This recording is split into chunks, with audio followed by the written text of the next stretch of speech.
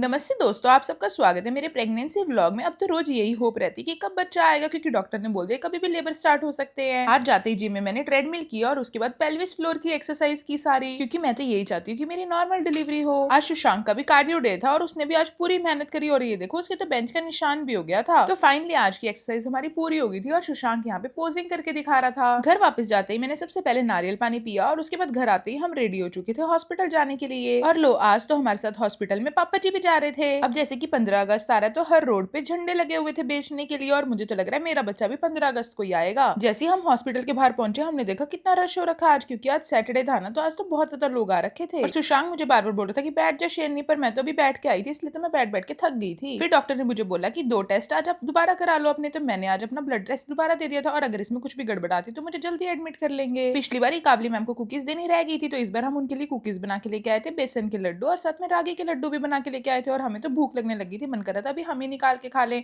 पर मैंने तो दोबारा वापस रख दिया था और सुशांक ने तो उठा के खा ही लिया काबली मैम का लड्डू भी। देखो आज मैम ने क्या बोला। हेलो। आज आप क्यों ब्लश कर रहे हो? क्योंकि जन्नत मेरे लिए खाने का सामान लेके आई है। हाँ देखो, हमें आपकी देखो, चिंता थी, पिछली बार आज रह हमें गया था ना, आप बहुत भूखे ज्यादा थे। लगी है। सही, अब ये सारा आपने खाना है, ठीक है? मेरे टेस्ट करो।